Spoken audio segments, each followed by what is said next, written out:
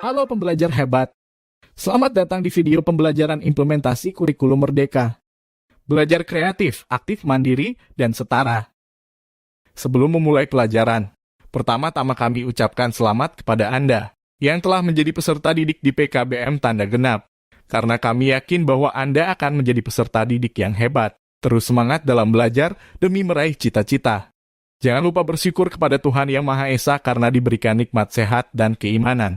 Sebelum memulai belajar, marilah kita berdoa sesuai kepercayaan masing-masing agar pelajaran ini menjadi ilmu yang bermanfaat bagi kita semua. Amin. Tema pembelajaran kita kali ini adalah informatika dan keterampilan generik.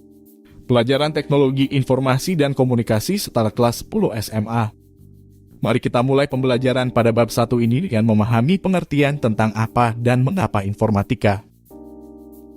Dalam eksplorasi konsepnya, sejarah informatika dimulai pada abad ke-19 ketika Charles Babbage, seorang matematikawan dan ilmuwan komputer asal Inggris, merancang mesin analitik pertama. Mesin ini dianggap sebagai pendahulu komputer modern karena dapat melakukan operasi matematika dan logika yang kompleks. Selanjutnya kita akan melihat lini masa perkembangan informatika dari tahun 1801 sampai dengan hari ini. Pada tahun 1801, Charles Babbage merancang mesin analitik pertama yang dianggap sebagai pendahulu komputer modern. Melompat ke tahun 1936, Alan Turing mengembangkan konsep mesin Turing yang menjadi dasar dari ilmu komputer modern. Alan Turing juga dianggap sebagai ayah ilmu komputer modern. Di tahun 1946, ENIAC atau komputer elektronik pertama di dunia dioperasikan di University of Pennsylvania. Dan di tahun 1950-an, bahasa pemrograman Fortran, pengembangan kompiler, dan pembuatan komputer transistor pertama. Pada tahun 1960-an, konsep jaringan komputer pertama kali dikembangkan dan protokol TCP atau IP ditemukan. Di tahun 1970-an, Apple, Microsoft, dan Intel didirikan dan komputer pribadi mulai populer. Di tahun 1990-an, internet menjadi lebih terjangkau dan banyak digunakan dan World Wide Web atau W3 ditemukan.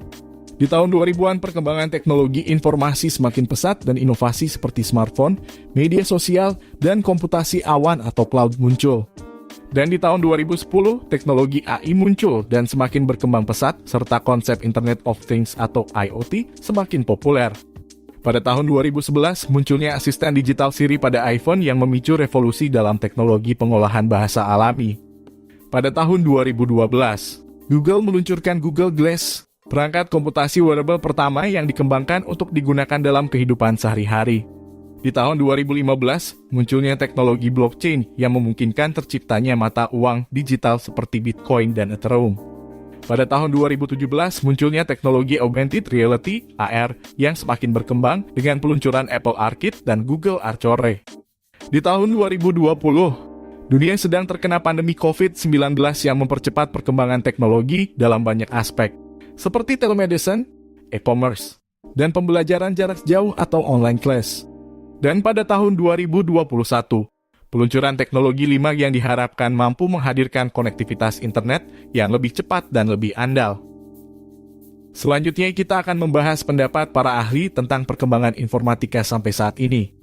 Namun sebelum kita melanjutkan pembelajaran, para peserta didik dipersilakan untuk berkolaborasi dengan cara berkelompok yang berisikan minimal 3 anggota untuk membahas dan menelaah kembali timeline atau lini masa perkembangan informatika yang nanti bisa kalian submit melalui link Google Form yang ada di deskripsi video ini. Kelompok 1 menelaah perkembangan informatika dari tahun 1801 sampai 1960. Kelompok 2 menelaah perkembangan informatika dari tahun 1970 sampai 2011. Kelompok 3 menelaah perkembangan informatika dari tahun 2012 sampai 2021. Setelah itu, mari kita sama-sama demonstrasikan pandangan para ahli tentang perkembangan informatika sampai dengan hari ini. Bill Gates, penemu Microsoft, menyatakan bahwa teknologi informasi akan mempercepat kemajuan manusia dan memberikan akses ke informasi dan sumber daya yang lebih besar, sehingga kita dapat memecahkan masalah yang lebih kompleks dan meningkatkan efisiensi dalam berbagai bidang. Tim Berners-Lee, penemu World Wide Web, percaya bahwa internet memberikan akses ke informasi yang sebelumnya tidak tersedia, meningkatkan partisipasi publik, dan memungkinkan kolaborasi global dalam penyelesaian masalah sosial. Selanjutnya pandangan dari Dr. Insinyur Arief Budiarto, pakar teknologi informasi dan komunikasi, menyatakan bahwa Indonesia masih memiliki banyak peluang untuk memajukan teknologi informasi, terutama dalam pengembangan aplikasi dan sistem yang dapat mendukung industri dan ekonomi. Lalu pandangan dari Dr. Husni Teja Sukmana, pakar sistem informasi, menekankan pentingnya pengembangan infrastruktur teknologi informasi yang dapat memfasilitasi akses internet dan komunikasi di seluruh wilayah Indonesia. Ia juga menyoroti pentingnya pengembangan sistem informasi yang dapat mempercepat proses administrasi dan pelayanan publik di Indonesia. Terakhir pandangan dari Dr. Insinyur Rinaldi Munir, pakar teknologi informasi dan komunikasi, menyatakan bahwa Indonesia harus lebih fokus pada pengembangan sumber daya manusia yang berkualitas di bidang teknologi informasi, terutama dengan meningkatkan kualitas pendidikan dan pelatihan di bidang ini. Perkembangan informatika memberikan dampak positif dan negatif yang dapat dirasakan di berbagai aspek kehidupan manusia. Lalu apa saja dampak positif dan negatif dari perkembangan informatika? Kita mulai dari dampak positif terlebih dahulu, yaitu 1. Kemudahan dan kecepatan dalam mengakses informasi. 2. Peningkatan produktivitas dan efisiensi dalam berbagai sektor seperti bisnis, pendidikan, dan kesehatan. 3. Kemajuan teknologi medis dan kesehatan, seperti dalam pengembangan obat-obatan baru, perangkat medis yang lebih canggih, dan sistem informasi kesehatan yang dapat meningkatkan pelayanan kesehatan masyarakat. 4. Kemudahan dalam berkomunikasi dan berinteraksi dengan orang lain dari berbagai belahan dunia. 5. Peningkatan kemampuan pendidikan dan pelatihan dengan adanya platform pembelajaran online dan e-learning. 6. Meningkatkan keamanan dan perlindungan data pribadi dengan adanya teknologi enkripsi data dan sistem keamanan yang canggih. Selanjutnya dampak negatif dari perkembangan informatika. 1. Adanya masalah keamanan data dan privasi yang rentan disusupi oleh pihak-pihak yang tidak bertanggung jawab, seperti kejahatan siber, pencurian identitas, dan peretasan data. 2. Meningkatkan ketergantungan pada teknologi dan digitalisasi sehingga kurangnya interaksi sosial dan kecanduan gadget. 3. Adanya masalah kesehatan akibat penggunaan teknologi yang berlebihan seperti mata kering, sakit kepala, dan kelainan postur tubuh. 4.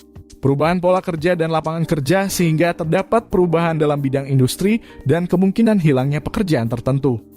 5. Kesulitan dalam mengidentifikasi dan menangani informasi palsu dan hoax yang beredar di media sosial.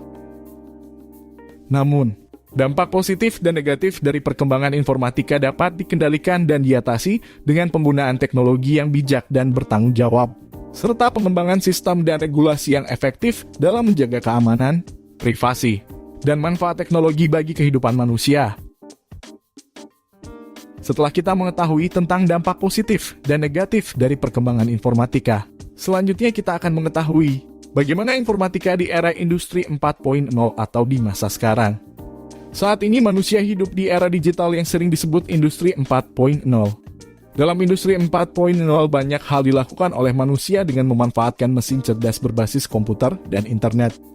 Masyarakat sekarang ini disebut masyarakat 5.0 atau society 5.0. Karena hidup di dunia fisik sekaligus di dunia siber atau maya. Saat melakukan kegiatan daring, banyak kegiatan dilakukan manusia secara fisik maupun secara daring dengan pemanfaatan teknologi komputer dan internet. Kalian tentu bisa mengingat pengalaman kegiatan kalian yang didukung teknologi komputer dan internet.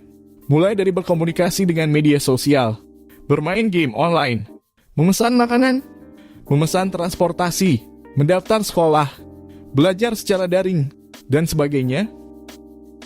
Informatika di era industri 4.0 mengacu pada peran teknologi informasi dan komunikasi yang semakin penting dalam proses produksi dan manufaktur, terutama dalam hal pengumpulan dan analisis data untuk mengambil keputusan yang lebih baik dan memperbaiki efisiensi.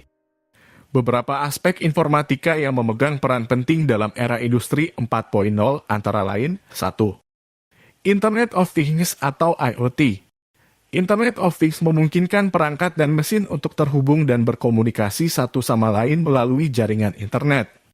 Hal ini memungkinkan pengumpulan dan analisis data secara real-time, sehingga memungkinkan keputusan yang lebih cepat dan lebih akurat. 2. Big Data. Dalam era industri 4.0, data yang dihasilkan semakin besar dan kompleks, sehingga memerlukan alat dan teknik yang tepat untuk mengelola dan menganalisis data. Big Data adalah istilah yang digunakan untuk menggambarkan data yang terlalu besar dan kompleks untuk diproses dengan cara konvensional. 3. Artificial Intelligence atau AI. AI merupakan teknologi yang memungkinkan mesin untuk belajar dari pengalaman dan menyelesaikan tugas-tugas yang biasanya dilakukan oleh manusia. Dalam era industri 4.0, AI digunakan untuk meningkatkan efisiensi dan produktivitas dalam proses produksi dan manufaktur. 4. Cloud Computing. Cloud computing adalah teknologi yang memungkinkan akses ke sumber daya komputasi melalui internet. Dalam era industri 4.0, cloud computing digunakan untuk menyimpan dan mengelola data yang sangat besar, sehingga memudahkan akses dan berbagi data. 5. Cybersecurity. Dalam era industri 4.0, amanan siber menjadi semakin penting karena semakin banyak data yang disimpan dan diakses melalui internet. Keamanan siber melindungi data dan sistem dari ancaman seperti peretasan dan serangan siber. Di dunia yang seperti ini menjadi makin cepat berubah. Banyak hal menjadi tidak pasti. Persoalan yang dihadapi manusia makin rumit dan beragam cara untuk melakukan hal yang sama. Sebagai contoh, dulu orang harus pergi ke toko atau ke pasar untuk berbelanja. Penjual juga harus mempunyai bangunan kios atau toko. Pemilik toko mempekerjakan pegawai untuk mengurus gudang, menjadi kasir, dan menangani berbagai pekerjaan lain. Pembeli juga harus membawa uang tunai untuk membayar. Sekarang, orang bisa berbelanja dari rumah, tidak harus pergi kemana-mana walaupun tidak ada penjual keliling yang datang. Penjual juga bisa berjualan dari rumah tanpa perlu memiliki bangunan kios atau toko. Pembeli tidak harus mengambil uang di bank untuk membayar barang yang dibelinya karena bisa membayar dengan menggunakan uang digital. Contoh lain yang telah kita alami sendiri ialah pembelajaran daring atau dalam jaringan selama masa pandemi. Di dunia industri, lebih banyak lagi hal yang kini dilakukan dengan bantuan teknologi komputer.